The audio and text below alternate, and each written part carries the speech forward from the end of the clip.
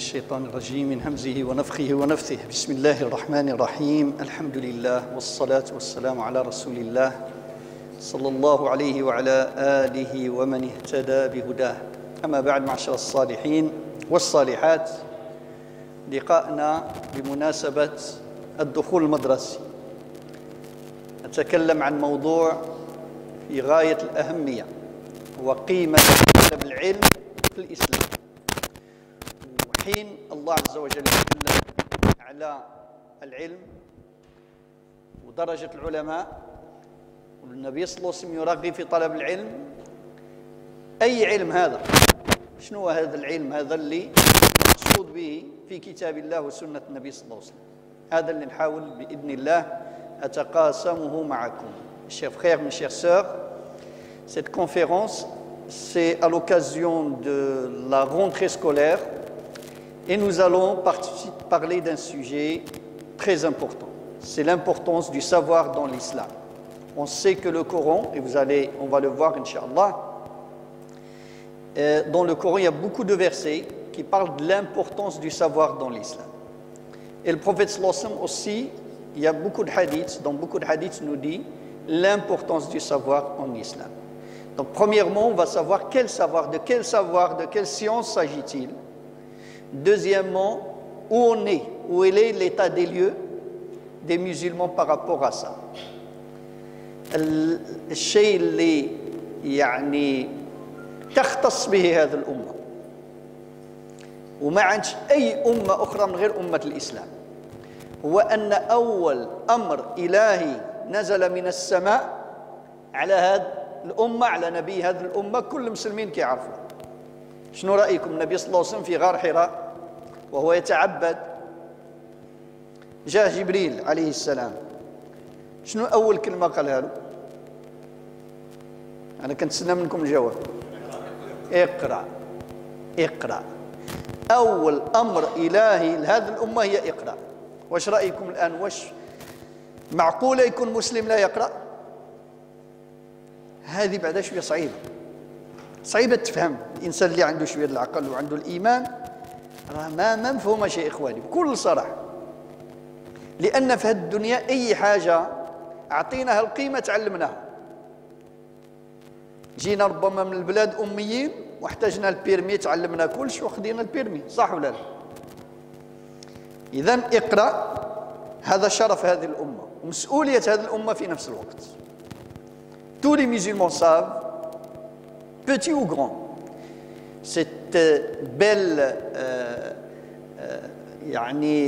passage de la vie du prophète sallallahu alayhi wa sallam, quand il partait avant de recevoir la révélation, quand il partait pour méditer dans cette grotte, et Jibril alayhi salam vient avec le premier message, la première injonction divine au prophète de cette communauté. Vous le savez, c'est Iqra. Iqra bismi rabbika alladhi khalaq. Donc, premièrement, à partir de là, on peut dire clairement que ce n'est pas convenable pour un musulman d'être illettré. Un musulman qui ne lit pas. Ça ne colle pas. Parce que dans cette vie, mes chers frères, mes chères sœurs, chaque chose qu'on lui donne de l'importance, on l'a appris. On a voulu, je ne sais pas, avoir un diplôme, et bien on a travaillé. Même illettré, on est venu du bled, on a vu l'importance du permis, et bien on s'est débrouillé pour apprendre tout pour le permis. Alors si on a l'importance du Coran, on va apprendre l'arabe pour savoir lire le Coran par exemple. Donc ce verset, Allah Azza wa Jal, pas uniquement il dit Iqra, il te donne même les instruments de la lecture. Iqra bismi rabbika alladhi khalaq, khalaqal insana min alaq, Iqra wa rabbuka al-akram, alladhi allama bil qalam. اقرأ واكتب علم الإنسان ما لم يعلم. وكذلك سورة كلها نزل الله عز وجل وأعطاها كعنوان سورة القلم. Donc dans ces versets, pas uniquement il nous dit de lire, mais il nous dit même, il nous parle de l'instrument d'écriture. Iqra wa rabbuka al-akram, ton Seigneur le plus généreux qui a enseigné à l'homme par l'outil de la plume, du stylo. Et on a toute une sourate dans le Coran qui prend le nom de sourate Al-Qalam, sourate de la plume, l'instrument ou l'outil d'écriture. Donc premièrement, on va faire on va tourner un petit peu dans le Coran, quelques versets du Coran, quelques hadiths du prophète sallallahu alayhi wa sallam qui parlent de l'importance du savoir dans l'islam. Puis après, on va essayer de comprendre quel savoir s'agit-il. يقول الله سبحانه عز وجل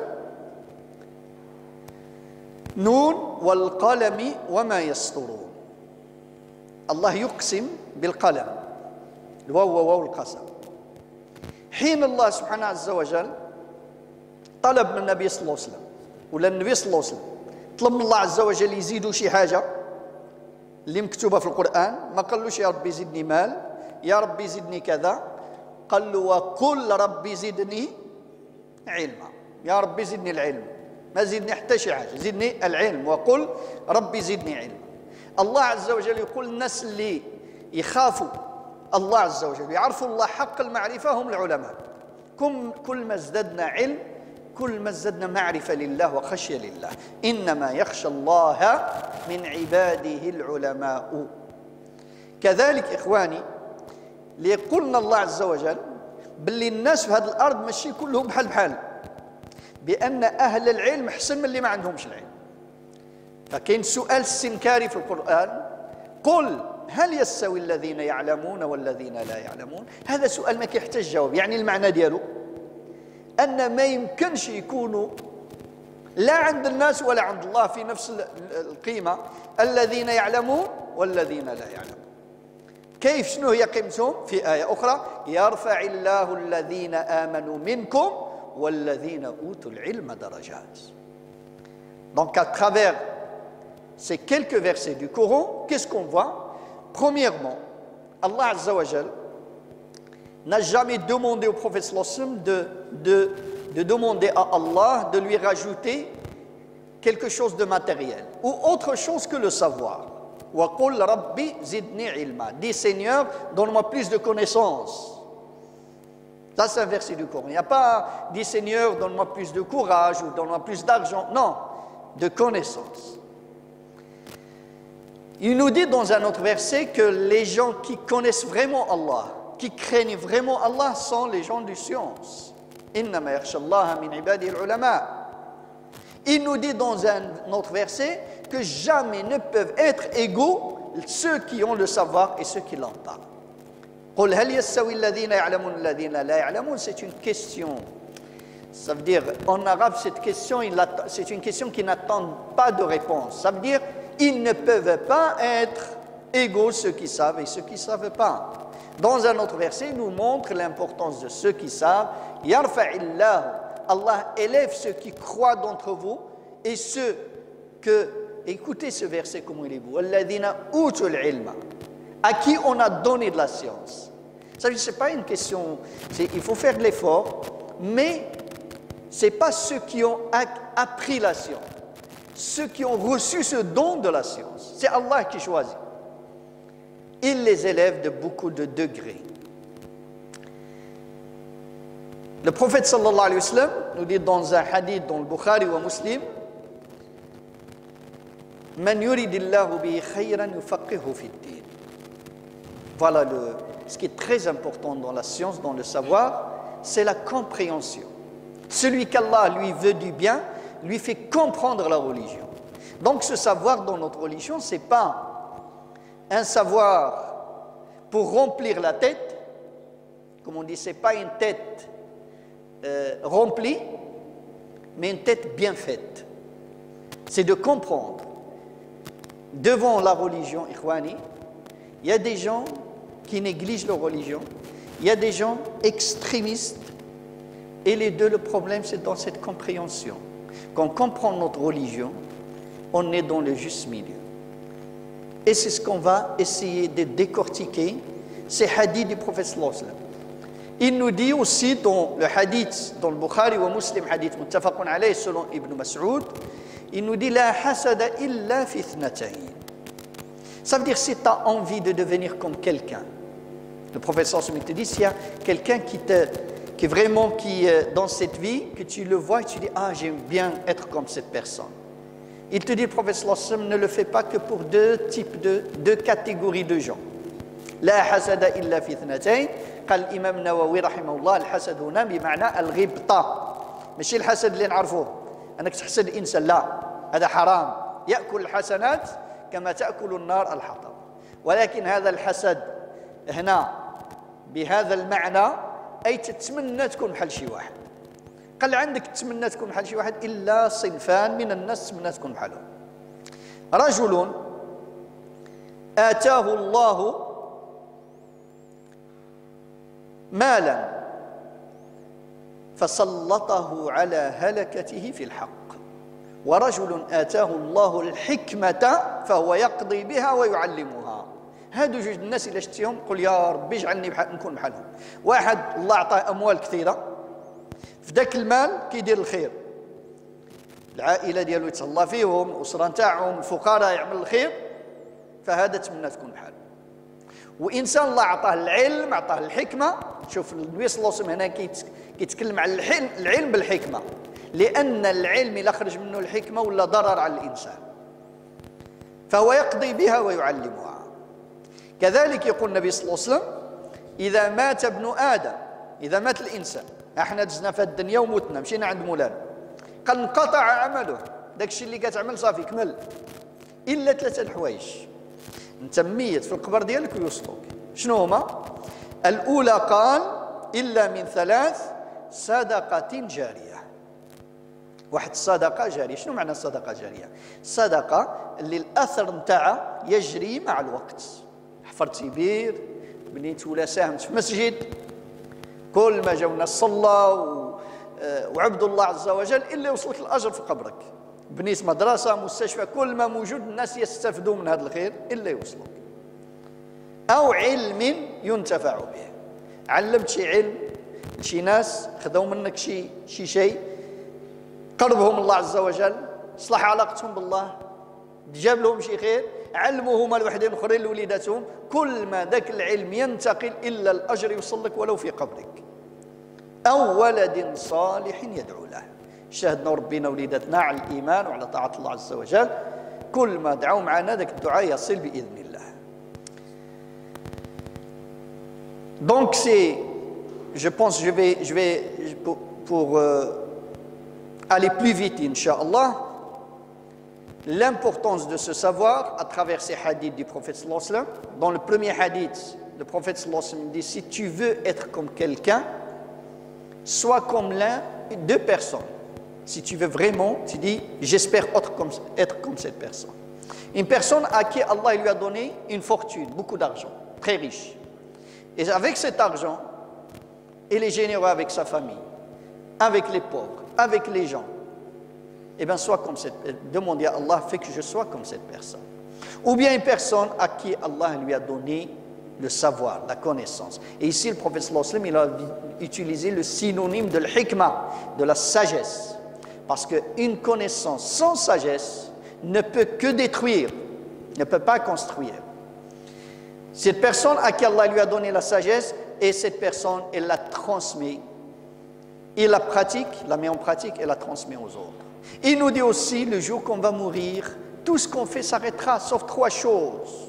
Dans notre objectif dans cette vie, c'est de penser à ces trois choses, c'est de fructifier ces trois choses. Parce que c'est notre économie pour l'au-delà. La première chose, il a dit sadaqatin jariya, une aumône qui, son impact, il perpétue dans le temps. Comme creuser un puits, participer à construire une mosquée.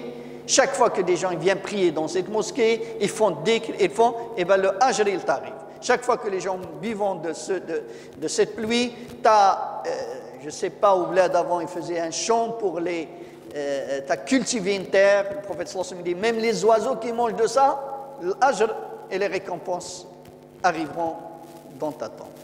Et un enfant vertueux, pieux, qui te fait des doigts. L'importance aussi de talab al-ilm, il nous dit celui qui sort de chez lui pour acquérir un savoir, il est dans le chemin de Allah subhanahu wa ta'ala. Un savoir, le prophète sallallahu alayhi wa sallam, qui pour acquérir le savoir. Il nous dit aussi, le prophète sallallahu alayhi wa sallam, ce hadith, je vais le dire et on va s'arrêter sur ce hadith, je le dis en arabe et en français. الحديث عند عند الترمذي وقال حديث حسن عن أبي أمامة رضي الله عنه قال رسول الله صلى الله عليه وسلم فضل العالم على العابد كفضلي على أدناكم. هذا الفرق، العالم مع العابد. ثم قال رسول الله صلى الله عليه وسلم إن الله وملائكته، اسمع مزيان، وأهل السماوات والأرض حتى النملة في جحرها لا يصلون على معلم الناس الخير. الله أكبر. الفضل ديال العالم على العابد كفضل النبي صلى الله عليه وسلم على أقل إنسان في هذه الأمة. وقالنا علمنا بأن الله سبحانه عز وجل يصلي على الإنسان اللي كيعلم الناس الخير. شنو معنى صلاة الله على الإنسان؟ هو رحمته ومغفرته وبركته. كذلك قلنا الملائكة تدعو لهذا الإنسان بالرحمة والبركة، تصلي على هذا الإنسان اللي يعلم الناس الخير. أهل السماوات وأهل الأرض حتى النملة في جحرها يدعون لهذا الإنسان اللي يعلم الناس الخير. هذا فضل العلم. حديث آخر عظيم يقول فيه النبي صلى الله عليه وسلم، وكذلك عند أبي داود والترمذي، وهو من حديث أبي الدرداء رضي الله عنه قال سمعت رسول الله صلى الله عليه وسلم يقول من سلك طريقا يلتمس فيه أو يبتغي، الصيغة هنا يبتغي فيه علما، أي واحد شد واحد الطريق باش يتعلم شي علم، العلم النافع، سهل الله له طريقا إلى الجنة. النتيجة هو أن الله يسهل لك طريق للجنة. ياك وإن الملائكة لتضع أجنحتها لطالب العلم رضا بما يصنع. الأجنحة الملائكة كتطيح الجنحين ديالها وكتواضع وتحب هذا الإنسان الذي يطلب العلم. وإن العالم ليستغفر له من في السماوات والأرض، سكان السماوات والأرض كيستغفروا الله، كيطلبوا الله يغفر العالم، حتى الحيتان في الماء. وفضل العالم على العابد كفضل القمر على سائر الكواكب. وإن العلماء ورثة الأنبياء، وإن الأنبياء لم يورثوا دينارا ولا درهما ولكن ورثوا العلم فمن أخذ به أخذ بحظ وافر. Donc ce hadith, le prophète sallallahu alayhi wa sallam nous dit quelque chose de vraiment très important. Uniquement ce hadith, il doit vraiment nous motiver pour être tous les jours et constamment dans la recherche du savoir. Qu'est-ce qu'il dit le prophète sallallahu alayhi wa sallam? Celui qui emprunte un chemin pour acquérir un savoir, Allah lui facilite un chemin vers le paradis. Il dit, sachez que les anges baissent leurs ailes pour celui qui acquiert, qui apprend un savoir. Baissent leurs ailes, ça veut dire c'est une marque d'amour et d'humilité devant cette personne. Il dit aussi le prophète sallallahu alayhi wa sallam, et sachez que le savant, tous les habitants du ciel et de la terre implorent le pardon d'Allah pour le savant. Même les poissons dans l'eau font la même chose. Et la valeur du savant par rapport à l'adorateur, c'est comme la valeur de la lune par rapport aux autres étoiles. Et sachez que les savants sont les héritiers des prophètes et que les prophètes n'ont laissé comme héritage ni dirham ni dinar, mais ils ont laissé le savoir. Celui qui prend le savoir, eh ben, il prend beaucoup ça veut dire beaucoup de l'héritage prophétique. دونك إخواني، كيف ما كيقولوا بالعربية غيض من فيض. هذا شيء قليل لو نبداو نقراو الأحاديث اللي كتكلم على طلب العلم، ولكن هذا يكفي بإذن الله باش نعرفوا بأن نحن أمة اقرأ، وعار أن تكون أمة اقرأ لا تقرأ. عار، ما يمكنش. حاجة يعني كاين حاجة في الدين ما فهمناهاش إذا ما قريناش. طيب النبي صلى الله عليه وسلم إخواني علمنا، كان من العادة ديالو بعد صلاة الصبح كيقول واحد الدعاء ورد عنه في الصحيح، والدعاء كتبوه وحفظوه وقولوه يوميا بعد صلاة الصبح، ونحاولوا نفهموه. اش كان يقول النبي صلى الله عليه وسلم؟ كان يقول: اللهم إني أسألك علما نافعا ورزقا طيبا وعملا متقبلا. ثلاثة الحوايج. تخيل يوميا عندك ثلاثة الأهداف قدامك كل يوم. يوميا أنت تجري وهمك وهو يكون عندك تكتسب العلم النافع. اللهم إني أسألك علما نافعا. والرزق الطيب. شنو معنى الطيب؟ الطيب يا إخواني هو أعم الحلال. ربما الحاجة تكون حلال وماشي طيبة، ربما تكون حلال، هاي مذبوحة بسم الله الله أكبر والقبلة، ولكن هذاك الدجاجة كبرت في فلوس، كبرت في سيمانة، ما عرفنا كيفاش كبرت، عامرة بالأمراض، هي حلال ولكن واش طيبة؟ مش طيبة. وعملا متقبلا، لأن الهدف ماشي نعملو، ماشي الأعمال، هي واش هذا العمل قبل مولانا أم لا.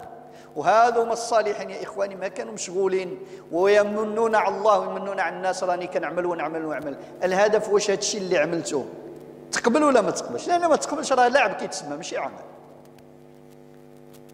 إنما يتقبل الله من المتقين. إذا الآن إخواني، شنو هو هذا العلم اللي القرآن والسنة يحرضنا عليه؟ في واحد الوقت يا إخواني في عهد النبي صلى الله عليه وسلم، في عهد الصحابة، ما كانش هذا التفريق النكد ما بين هذا العلم ديال الدين وهذا العلم ديال الدنيا. فهموها مزيان. هذا التفريق جا من بعد. منين ما كانش هذا التفريق، المسلمون أعطوا للإنسان يا علماء كانوا في قمة التدين، كانوا يحفظوا القرآن وكانوا مفتين وكانوا قضاة، وفي نفس الوقت كانوا أطباء وكانوا فلاسفة وكانوا فيزيائيين إلى آخره. كل المنصفين من المستشرقين، الناس اللي كيهتموا بالديانات، أجمعوا على أن لولا علماء المسلمين من علماء الطب وعلماء الجيولوجيا قل الحضارة، هادشي اللي نشوفوها اليوم، لتعطلت على الأقل ب10 قرون، بقرون من الزمان. يعني العلماء المسلمين أعطاو هادشي اللي كنشوفو كله بدا معاهم. كان عندنا واحد مثلا من كندوزو دابا في 93 كتلقى مستشفى أفيسين. شكون هذا أفيسين؟ هذا أفيسين كان يلقب بالشيخ الرئيس. هذا أفيسين ومحمد ابن سينا هو الرجل، هذا الرجل يعني النابغة اللي كتب كتاب في الطب اللي بقى قرون كيدرس في أوروبا، يقال 8 القرون. القانون في الطب، لو كانون دون لا ميديسين. واش هاد الناس كانوا يفهموا بأن هاد العلم شنو اللي وصلوا من هاد الدرجة؟ لأن يا إخواني منين كان ابن سينا أو ابن النفيس، هذا اللي اكتشف اللي كتسمى دابا السيركيلاسيون بولميونير ولا الدورة الصغرى، هذا حين كان أمام الكتب نتاع الشيمي والكتب نتاع الفيزيك راه مستشعر بأن الملائكة تضع أجنحتها له، لأن علم نافع. إذن إخواني قبل ما نكملوا نفهموا حاجة. النبي صلى الله عليه وسلم تكلمنا عن العلم النافع والعلم غير النافع، وكاين علم ضار ذكروا القرآن كذلك، ويتعلمون ما يضرهم ولا ينفعهم. والنبي صلى الله عليه وسلم كان يقول: اللهم إني أعوذ بك من علم لا ينفع ومن قلب لا يخشع ومن نفس لا تشبع ومن دعوة لا تسمع. إذن يا إخواني العلم النافع ماشي هو العلم دا الدين ولا الدنيا، هو العلم اللي يقربني الله سبحانه عز وجل. كل إنسان في الحياة ديالو عنده علم خصنا نتعلمه، ذاك العلم اللي الله فرضوا علينا من أركان الإسلام، من توحيد، من صلاة، من زكاة، من صيام. هذا ما يمكنش مسلم يا إخواني هذه 20 سنة 30 سنة هو مسلم ما يعرفش يقرأ الفاتحة. مقصد الله خلقك علاش؟ وما خلقت الجن والإنس إلا ليعبدون. ولكن في نفس الوقت كاينه الشيء اللي هو رسالة نتاعك في هذه الأرض. الله خلقنا باش نعمروا الأرض، والله سبحانه عز وجل اتهم بالنفاق ولام المنافقين، قال وإذا قيل لهم لا تفسدوا في الأرض. فمن علامة النفاق هو الإفساد في الأرض. وإذا قيل لهم لا تفسدوا في الأرض قالوا إنما نحن مصلحون. فالمؤمن يصلح ويعمر الأرض، والمنافق يفسد في الأرض. فلهذا يا إخواني كل إنسان، أنت أب أو أم، باش تكون أب وتنجح في التربية ديال الأبوة ديالك ولا الأمومة خصك تتعلم. هذا علم الآن. ولا أنت الآن أعطيو أمثلة، أنت الآن طبيب، كاين فرق يا إخواني ما بين طبيب اللي عرف أن رسالتي في الدنيا هي الطب وأنا أعملها لله سبحانه عز وجل، قل إن حياتي ونسكي ومحياي وماتي لله رب العالمين، فهي دائما هو يتعلم ويمشي يحضر دي سيمينار، فكل الناس كتبغي تمشي لعنده. وآخر شيء منين كتشوف إنسان متقن العمل ديالو كتقول الله يرحم والديه، تدعو له بالرحمة. أنت إمام، كاين فرق ما بين إمام ناعس وإمام دائما في طلب العلم ودائما يبحث ودائما إلى آخره. فهذا الإمام لابد دائما غادي يكون عنده شيء مفيد للأمة. أنت خدام في أوزين، خدام في أوزين أسيدي، كاين فرق ما بين واحد ما فهمش المهمة ديالو في الدنيا، عايش 20 30 سنة وما زال في نفس الستاتيو حتى خرج، وكاين واحد اللي فهم أن رسالتي الله جعلني هنا غادي نمشي نعمل من رسالتي، نمشي نتعلم ونعمل دي ستاج وكذا، ربما بعد 5 سنين وليت شاف، ربما بعد 10 سنين أنا نكون عندي لونتربريز نتاعي. لأن العلم نتاعنا ها هو كاين علم عمودي هو علم هو هاد العبادات، وكاين علم اللي اش كنعمل انا في هذه الارض، شنو فين الله وضعني، فين الله جعلني انا في هذا المكان. انا مسؤول مدرسه، واش كنطور من البيداغوجيه ديالها، انا طبيب، انا فلاح، حي انت طالب. فالطالب اللي كيقرا الجهاد ديالو هو الكتب نتاعو. فمتى يوصلوا وليداتنا منين يحل الكتاب الفرنسي الفيزيك فيلوزوفي كذا يكون عنده يقين بأنه في سبيل الله. الجداد ديالنا هذا اليقين اللي كان عندهم، والله لو عندهم هذا اليقين ما يمكن يكونوا إلا الأوائل في المدارس ديالهم، وإلا تقدر يكونوا الأوائل لأن عندهم عقل بحال الآخرين، ولكن هو منين هو محاط بالملائكة، هو عنده قوة الدعاء. Donc mes chers frères, mes chères sœurs, on va essayer de décortiquer c'est quoi ce science utile. Ces versets, ils nous parlent de science bien sûr utile parce que le prophète sallallahu alayhi wa sallam nous apprend quelque chose de très important. Il y a un dua que je vous apprends, que je vous invite à le mémoriser, de l'apprendre par cœur. Ce dua, le prophète sallallahu alayhi wa sallam le disait tous les jours après la prière de subh. Il demandait 3 choses.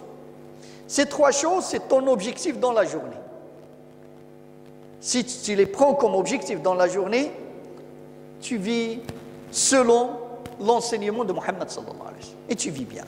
Allahumma inni as'aluka ilman nafi'a. Ya Allah, je te demande de me donner une connaissance, une science, un savoir utile. Donc il y a un savoir qui n'est pas utile. Voire qu'il y a une 3e catégorie de savoir qui est nuisible. Pire que utile, il est nuisible. 2e, wa as'aluka rizqan tayyiba. Je te demande de me donner un rizq, une subsistance, des ressources tayyib. Et tayyib c'est plus que halal. Wa as'aluka amalan mutaqabbala. On va revenir à ce dua. parce qu'il est très important. Et donne-moi, ya Allah, je te demande de me faciliter des œuvres agréées. Parce que le but, ce n'est pas de faire, ce n'est pas la quantité dans notre religion. Ce n'est pas j'ai fait, je fais. Oui, et alors? C'est la qualité qui est demandée. Les gens vertueux, nos ancêtres pieux, les compagnons, radiallahu anhum, ceux que le prophète sallallahu alayhi wa sallam a éduqués quand ils faisaient des choses, le souci, ce n'est pas j'ai fait, mais est-ce que ce que j'ai fait, il était correct? Est-ce qu'Allah, il a accepté, il a agréé ce que j'ai fait? Donc, on a 3 catégories du savoir. Science utile, science non utile, ou bien inutile, et science dangereuse. Science nuisible. Ce n'est pas cette classification de science de dunya ou de din. Il peut être une science, on va le voir avec des hadiths du prophète sallallahu alayhi wa sallam, une science qui est de religion purement, qui est nuisible. Je vais vous le dire directement. Le prophète sallallahu alayhi wa sallam, qu'est-ce qu'il dit? Il dit « Man ta'allama ilman mimma yubtagha bihi wajhullah. La yuridu bihi, la yata'allamuhu illa liyusiba aradan min ad-dunya. Lam yajid arfa al-jannati yawm al-qiyamah. » Celui qui apprend un savoir qui est censé de le rapprocher de Allah, mais l'apprend avec pure intention que d'avoir des choses de ce bas monde. Il n'attend rien de Allah Azza wa Jalla. Eh bien, il ne sentira pas l'odeur du paradis. Il a pris, c'est quoi il a pris le Coran, il a pris le hadith. Mais pourquoi il a pris? Donc l'intention, ya ikhwani, quand le professeur Somme dit innamal a'malu binniyat, c'est elle qui rend cet acte, est-ce qu'il est ce savoir, est-ce qu'il est inutile ou inutile ou nuisible. Le prophète Somme dit dans un autre hadith, celui qui apprend un savoir pour polémiquer avec les ignorants, pour polémiquer avec les savants, ou se montrer supérieur aux ignorants, ce savoir ne le fait qu'éloigner d'Allah subhanahu wa ta'ala. Donc le savoir utile, ya ikhwani, pour moi en tant que musulman, premièrement, c'est cette religion qu'Allah me l'a donnée. C'est ce tawhid, c'est cette prière. C'est pas normal que ça fait 20 ans, 30 ans que je prie et je ne sais pas comment prier, que je ne sais pas lire le Fatiha, que je ne sais pas savoir ce qu'il se dit dans le Coran, dans le sujoud. C'est pas normal. Je vais donner zakat, je dois apprendre ça. Donc tout ce qui est de mes obligations religieuses, je dois les apprendre. Mais aussi à ma mission, là où Allah subhanahu wa ta'ala, il m'a mis sur terre. Si je suis un médecin, eh bien, ma science utile, c'est de perfectionner, c'est d'apprendre tout le temps ce qui peut perfectionner ce que je fais. Et vous savez tous, il y a une différence entre un médecin, par exemple, qui maîtrise ce qu'il fait, parce qu'il est toujours en train d'apprendre, toujours il participe à des séminaires, toujours, et quelqu'un qui est déconnecté, qui a ce qu'il a, ça fait 10 ans qu'il a quitté les bancs de la fac. Quand quelqu'un vient devant lui, il ouvre un dictionnaire et il commence à donner des médicaments. Et cette personne qui est vraiment dans sa mission, il est en train tout le temps d'apprendre cette science utile pour être utile aux gens, pour perfectionner ce qu'il fait. Vous voyez que tous les musulmans, le minimum, tu lui dis Allah yarhamu wali, tu vas lui faire un dua de la miséricorde. Allahumma inni as'aluka ilman nafi'a. Aussi, ya ikhwani, n'importe quelle personne, il se demande où je suis, qu'est-ce que je fais, où Allah il m'a mis. Au moins, nous sommes tous peut-être des papas et des mamans. Vous savez, tu ne peux pas être un bon papa, une bonne maman si tu n'apprends pas. Comment être un papa, comment être une maman. Comment être un bon mari ou une bonne femme pour ton époux. Tout ça, donc je suis un papa, tout le temps j'apprends peut-être la psychologie de la femme, des enfants, comment je peux améliorer mes pratiques, comment je peux acquérir des connaissances qui peuvent que ce que je fais, ce que Allah m'a donné comme responsabilité, je les maîtrise. Un musulman lambda qui est dans une usine.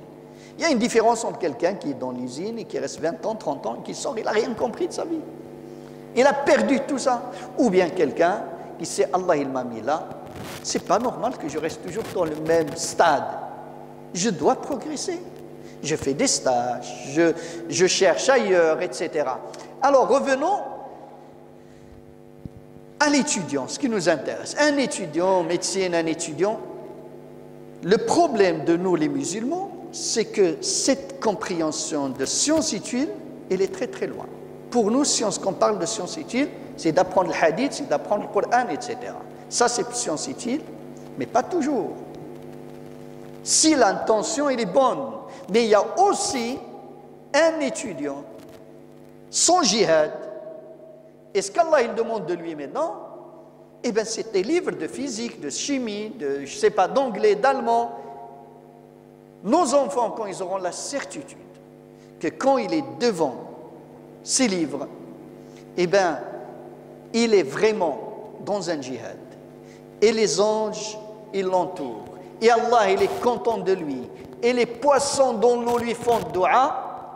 Est-ce qu'il va développer ces formules qu'on a aujourd'hui, nos enfants qui disent « Ah, c'est les vacances, on ne va plus ouvrir un livre. » Ou bien « Moi, j'aime pas cette matière, j'aime pas. » Qu'est-ce que ça veut dire « j'aime pas » C'est des étiquettes qu'on te les a fait, tu as fini par croire. Mais tu as le même cerveau que les autres, mais toi, alhamdoulilah, quand tu es dans une ambiance d'adoration, eh bien, alhamdoulilah, tout ça, ça te rapproche d'Allah. Les savants musulmans anciens, ya ikhwani, la civilisation musulmane qui a donné Ibn Nafis, ce médecin qui a développé la circulation, qui a découvert la circulation pulmonaire. Ibn al-Haytham, le premier qui a donné l'anatomie de l'œil, cet opticien, le premier qui a dit qu'on regarde, ce n'est pas l'œil qui donne, qui envoie des rayons, mais les rayons ils viennent des objets et que c'est retourné, par exemple, ça dans la rétine, etc. Après, ça a été développé. Jabir ibn Hayyan, de Khawarizmi dans les maths, Ibn Battuta dans la géographie. Ils ont laissé, Ibn Battuta, il a laissé des cartes qui ont été étudiées des siècles après. Ibn Avicenne, Ibn Sina, son livre dans la médecine, des siècles ils étaient enseignés dans le... Donc ces gens-là, comment ils ont réussi à être à ce niveau? Parce qu'ils étaient sûrs qu'ils sont dans leur mission. Allah, il m'a mis là, j'apprends, j'acquiers des connaissances pour perfectionner ce que je fais, parce que je veux plaire à Allah subhanahu wa ta'ala. Ma mission sur terre, elle est là. Donc, ikhwani, revenons à ce hadith maintenant, mais écoutez-le doucement. Ce hadith, dua, qu'on doit l'apprendre et le dire tous les jours, où il y a 3 objectifs pour toi tous les jours. Allahumma inni as'aluka ilman nafi'a. Ya Allah, donne-moi une science utile. Imagine que les musulmans, on va rêver maintenant, que les musulmans, ils ont cette compréhension saine de science utile. Donc, ils perfectionnent ce qu'ils font. Même dans leur dunya et dans leur religion, tout le temps, ils s'épanouissent. Ça te donne quoi? Ça te donne quelque chose qui s'appelle l'autonomie. Ça te donne le rizq tayyib, le deuxième dua. Rizqan tayyiba. Quand tu comprends mal le premier, eh bien, quand tu vas grandir, qu'est-ce qui va se passer?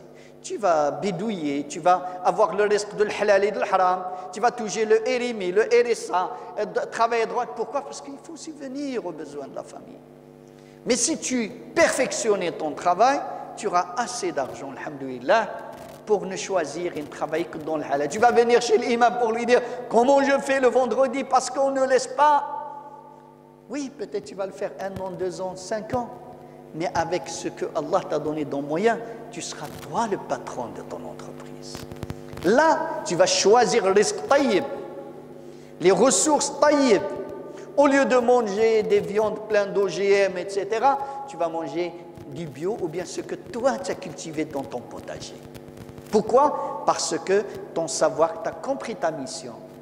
Et au lieu que toi tu sois dans l'assistanat, c'est toi qui aides les autres. Comme il dit le professeur, le musulman fort, le croyant fort, il est meilleur et plus apprécié chez Allah que le croyant faible. La main qui donne est meilleure que la main qui reçoit, dit Muhammad sallallahu alayhi wa sallam.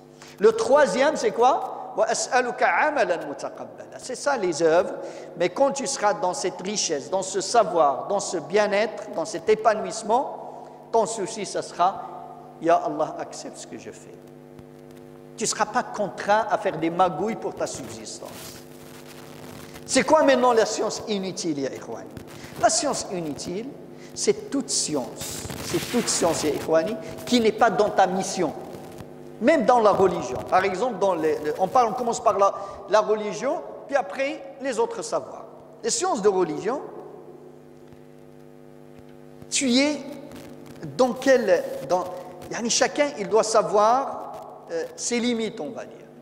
Est-ce que tu es un étudiant de religion qui est en train d'apprendre la théologie avec tout ce qu'il donne, l'ulum Qur'an, l'ulum hadith, etc. Ok, c'est bien. C'est très bien, Allah perfectionne ce que tu fais. Si ta mission elle est autre, apprends ce que Allah t'a demandé. Amplifie ta foi, fais attention à ton intention.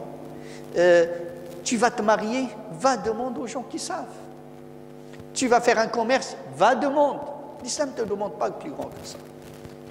Mais nous, dans notre religion, on aime bien quelque chose de folklorique. Que l'imam qui vient, qui parle un peu, qui dit qu'il y a une question. Et les gens, ils aiment ça.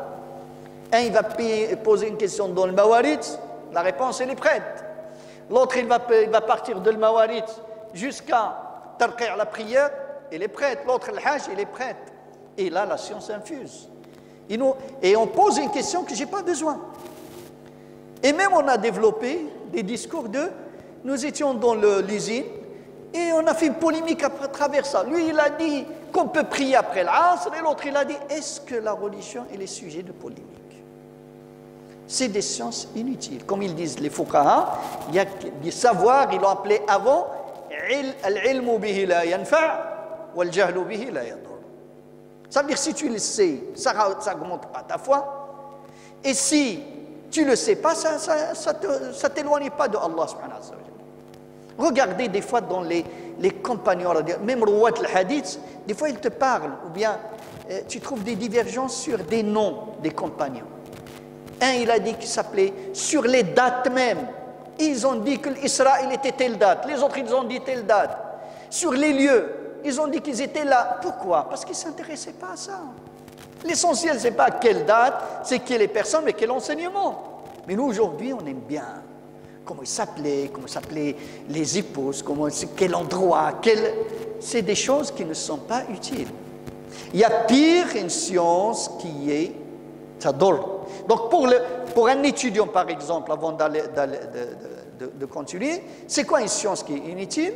Eh bien, ta mission, tu as tes devoirs, tu as les maths, tu as les physiques, etc. Et tu as des examens devant toi, et toi tu veux dire non, je veux apprendre, je ne sais pas, une matière qui n'est pas à toi. Les scientifiques, tu t'intéresses au littéraire. Tu es littéraire, c'est une science, très bien, tu vas apprendre des choses.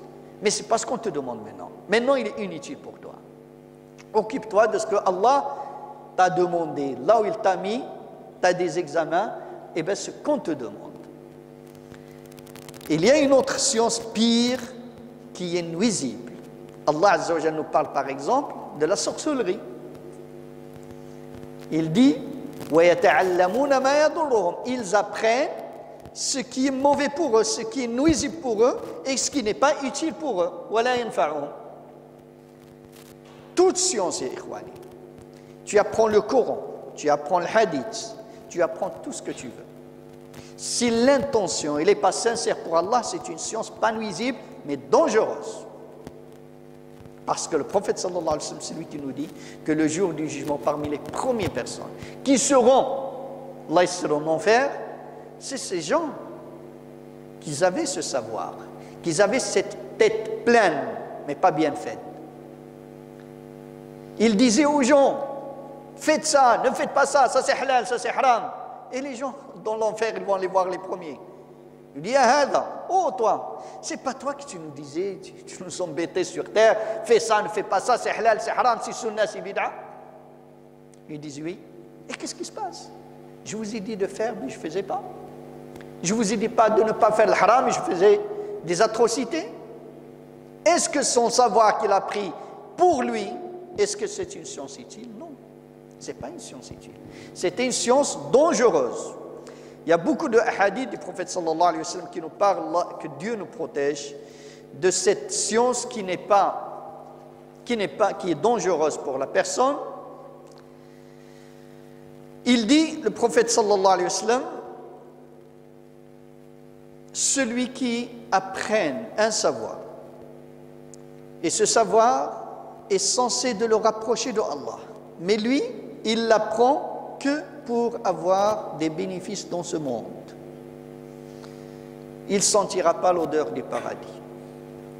Il dit, le prophète sallallahu alayhi wa sallam, le jour du jugement, Allah Azza wa Jal ramène cette personne qui a ramassé ce savoir, mais avec une mauvaise intention. Il lui dit, qu'est-ce que tu as fait? Allah Azza wa Jal va lui dire, qu'est-ce que tu as fait du savoir que je t'ai donné?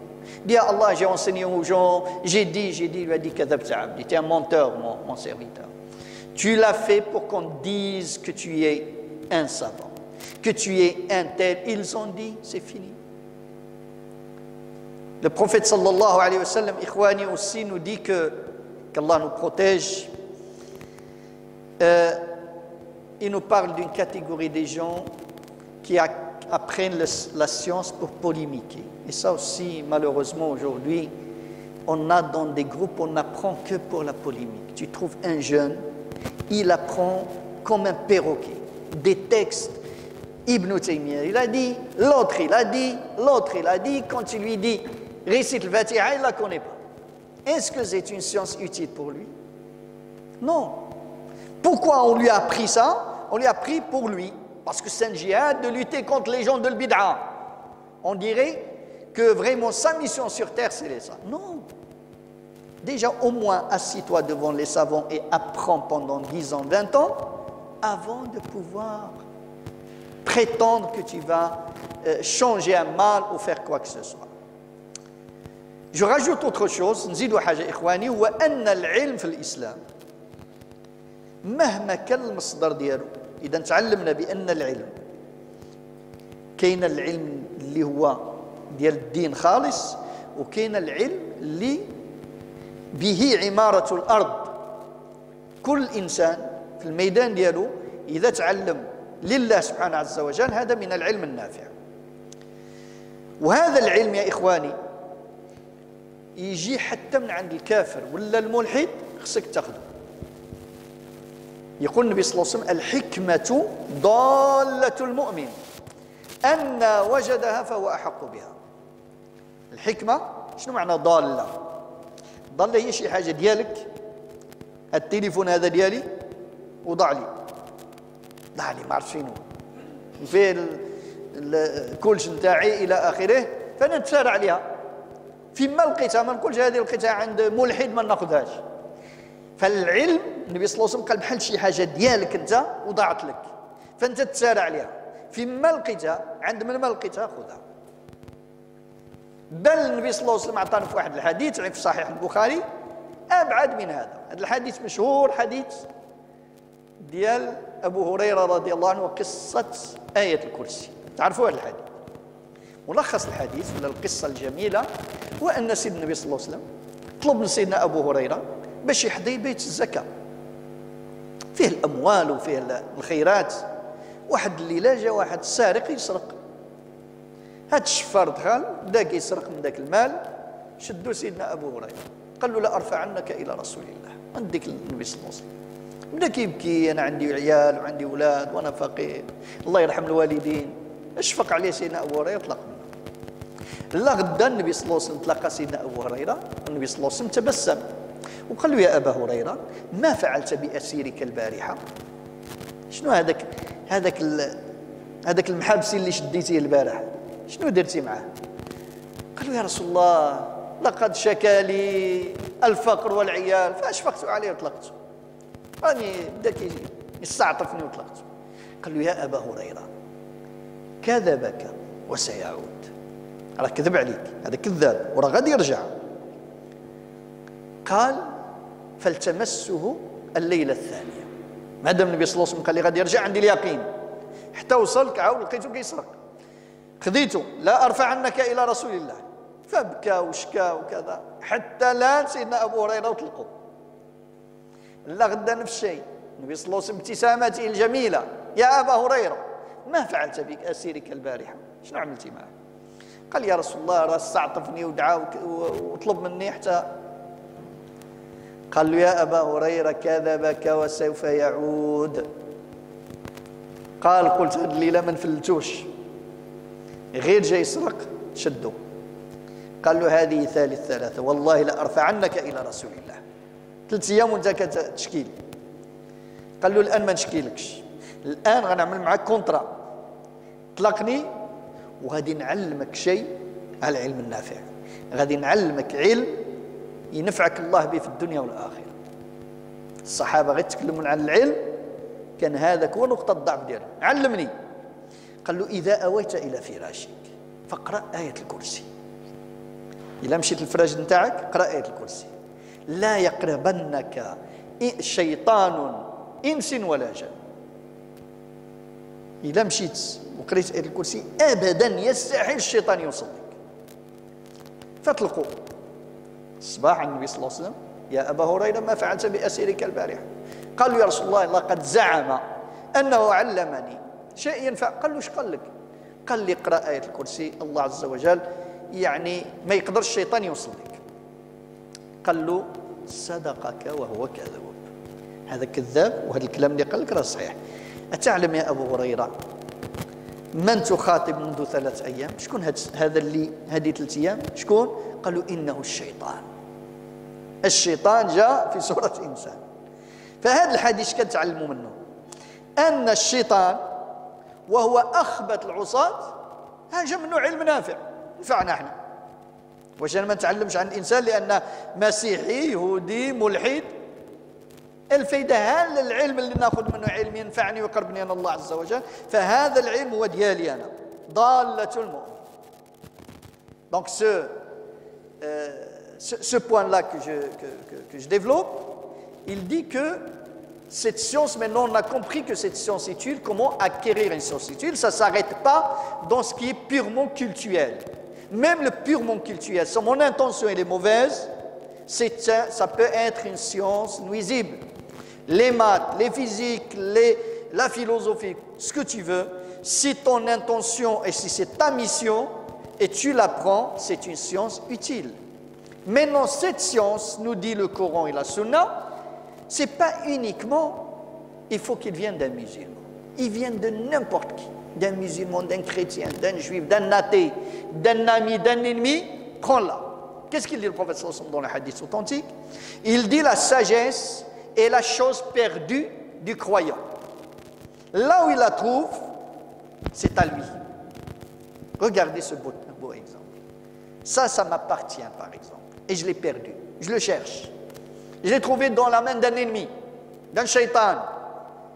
Et je lui dis: non, je ne peux pas la prendre de toi. Non, il est à moi. Eh bien, il dit le prophète sallallahu alayhi wa sallam, le savoir, c'est la chose perdue des croyants.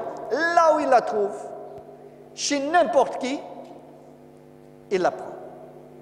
Et on a un très beau hadith avec une très belle histoire dans l'authentique de Bukhari. Abu Huraira radiallahu anhu, celui qui raconte cette histoire, il dit, le prophète sallallahu alayhi wa sallam, il m'a mis gardien de Bayt al-Mal. Bayt al-Mal, c'est le trésor des musulmans. Il dit, une nuit, il y a un voleur qui est venu pour voler. Et je l'ai attrapé. Je lui dis: je vais te ramener au prophète sallallahu alayhi wa sallam. Il commençait à pleurer, il me dit: j'ai des enfants, s'il te plaît. Il m'a fait pitié, je l'ai laissé partir. Il dit à Abu Huraira, le lendemain, dès que je vis le prophète sallallahu alayhi wa sallam, il m'a rencontré avec un très beau sourire. Il m'a dit à Abu Huraira: oh Abu Huraira, qu'est-ce que tu as fait avec ton prisonnier hier? C'est Abu Huraira déjà étonné, il n'était pas avec eux, le prophète sallallahu alayhi wa sallam. Il dit à Rasulullah, il s'est plaint qu'il est pauvre, il a des enfants. J'ai eu pitié de lui, je l'ai laissé partir. Il m'a dit: Abu Huraira, il t'a menti, il va revenir. Il dit: là, j'ai eu la certitude qu'il va revenir, je l'ai guetté. Une fois que je l'ai trouvé en train de voler, je l'ai pris. Maintenant, c'est fini, je te ramène au prophète sallallahu alayhi wa sallam. Et il commençait à pleurer jusqu'à ce que Sayyidina Abu Huraira ne pouvait, ça veut dire il a eu pitié de lui. Et la même chose le matin, il lui a dit, le prophète sallallahu alayhi wa sallam, Abu Huraira, qu'est-ce que tu as fait avec ton prisonnier? Ya Rasulallah, il a pleuré, il m'a supplié, je n'ai pas résisté. Je l'ai laissé partir. Il m'a dit, Abu Huraira, c'est un menteur. Il va revenir. Troisième jour, j'ai dit, maintenant, il fait ce qu'il fait. Il pleure pas, je le ramène au prophète sallallahu alayhi wa sallam. Je l'ai attrapé. Et je lui dis, ça fait 3 jours que tu me mens. Et le prophète sallallahu alayhi wa sallam m'a dit, tiens, menteur, je te ramène au prophète sallallahu alayhi wa sallam. Il a dit, non, maintenant je ne te dis rien. Maintenant, je vais faire un contrat avec toi. Tu me laisses tranquille et moi, je vais t'apprendre une science utile. Et les compagnons, c'était leur point sensible, leur point faible. Comme ils disent les Français, leur talent d'Achille. Et les étudiants, ils rigolent, ils savent c'est quoi l'histoire du talent d'Achille. C'est quoi? Il a dit, avant de dormir, tu lis Ayat al-Kursi. Si tu lis Ayat al-Kursi avant de dormir, c'est impossible qu'un shaitan s'approche de toi. Et très content, il a laissé partir. Le lendemain, le prophète sallallahu alayhi wa sallam l'a rencontré Abu Huraira avec son sourire d'habitude. Qu'est-ce que tu as fait, Abu Huraira, avec ton prisonnier? Ya Rasulallah, il a prétendu m'apprendre quelque chose de très utile pour moi. C'est quoi cette chose? Il m'a dit, si je lis Ayat al-Kursi la nuit, aucun shaitan ne peut se rapprocher de moi. Il lui a dit, il t'a dit vrai pour Abu Huraira, même s'il est un grand menteur. Tu sais, Abu Huraira, ça fait 3 jours que tu avais affaire avec qui? C'était shaitan. Shaitan, il est venu sur une forme humaine. Qu'est-ce qu'on comprend de ce hadith? Premièrement, le savoir utile, il peut venir même de shaitan. De pire ennemi, il peut venir. Ne dis pas non, je ne le veux pas. Comme des gens aujourd'hui qui n'ont aucune compréhension de notre religion. Non, ça c'est le savoir de kuffar, des mécréants. Le savoir, il est de Allah.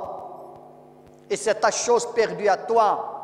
Tant que c'est quelque chose qui est utile pour toi dans ta mission, dans ton adoration à Allah Azza wa Jal, il vient de n'importe qui. Deuxième chose, et j'aimerais bien ouvrir cette parenthèse, qu'est-ce qu'il dit le prophète sallallahu alayhi wa sallam ici? Il t'en pense sur quoi? Tu lis Ayat al-Kursi, aucun shaitan ne te rapproche. Alors, si le prophète sallallahu alayhi wa sallam me dit ça, il vient beaucoup de musulmans me dire, moi je fais des cauchemars, moi des genoux qui m'attaquent la nuit, etc. Je crois le prophète sallallahu alayhi wa sallam ou je crois ces gens-là? Qu'est-ce que vous pensez? Je crois qui? Le prophète sallallahu alayhi wa sallam ou ces gens? Je crois le prophète sallallahu alayhi wa sallam. Est-ce que ces gens, ils mentent? Non, ils ne mentent pas. Ils ont des choses. Ils souffrent de quelque chose, ils ne comprennent pas c'est quoi. Mais parce qu'on est dans une culture qu'on attribue tout ce qu'on ne comprend pas, jnoun, shayatin, eh bien, ils disent, je suis habité par le djinn, je suis habité par le shaitan. Mais le prophète sallallahu alayhi wa sallam te dit, tu lis Ayat al-Kursi, c'est impossible. Il vient les gens pendant le Ramadan. Moi, j'ai reçu beaucoup de Ramadan. J'ai le jeûne. Comment tu dis que le jeûne? Et le prophète sallallahu alayhi wa sallam dit que les shayatins, ils sont enchaînés. Comment ils peuvent? C'est pas possible. C'est ce que tu as quelque chose, peut-être que tu ne comprends pas. Tu souffres, je l'admets. Tu entends des voix, tu vois des choses, je l'admets. Mais pas toujours le djinn ou le shaitan. Il y a autre chose. Donc ce hadith, ya ikhwani, pour revenir à notre sujet, nous montre clairement que le savoir est sacré. Et le savoir, c'est la chose perdue du musulman et on doit la chercher là où il est. Je finis par vous dire un autre hadith du prophète sallallahu alayhi wa sallam. Et ce hadith, il est dans le Bukhari ou Muslim, عن أبي هريرة رضي الله عنه. Donc, متفق عليه, non, عن عبد الله بن عمرو بن العاص. Il a dit, سمعت رسول الله صلى الله عليه وسلم. J'ai entendu le messager d'Allah dire, إن الله لا يقبض العلم انتزاعا ينتزعه من الناس. Allah ne saisit pas le savoir d'une manière brutale des gens. Quand la science ne reste pas sur terre, c'est pas ils vont dormir, se réveiller et partent. ولكن بقبض العلماء. Mais en saisissant les savants. Quand les savants ils meurent, le savoir diminue. حتى إذا لم يبق عالما اتخذ الناس رؤوسا جهالا. فَسُئِلُوا فَأَفْتَوْا بِغَيْرِ عِلْمٍ فَضَلُّوا وَأَضَلُّوا. Quand il y aura plus de savants, presque plus de savants, les gens ils vont prendre des têtes ignorantes. Des têtes ignorantes, ils vont leur poser des questions en matière de leur religion, et eux, ils auront la facilité de répondre, ils vont s'égarer et égarer les autres. Ce hadith, Ikhwani, qu'est-ce qu'il est en train de nous dire? Première chose, le danger de ne pas transmettre le savoir utile. Quand tu sais quelque chose, le professeur me dit « Ballighu anni walaw aya » transmettez pour moi ne serait-ce qu'un verset.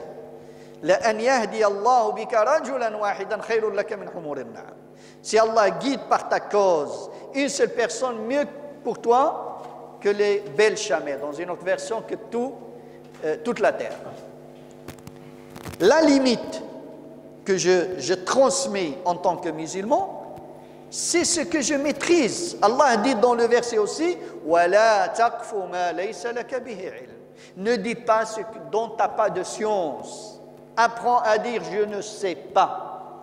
Donc le danger de ne pas transmettre ce qu'on sait, dans un hadith aussi il dit Man katama ilman, celui qui se tait et qui ne dit pas pour un savoir, qui ne le dit pas aux autres, le jour du jugement, il aura du feu dans sa bouche.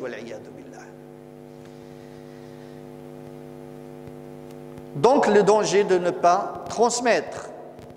Deuxième chose, le danger de prendre le savoir religieux comme folklore. Folklore, c'est quoi? Qu'est-ce que j'appelle avec ça? C'est cette mauvaise habitude dans notre communauté qu'on a.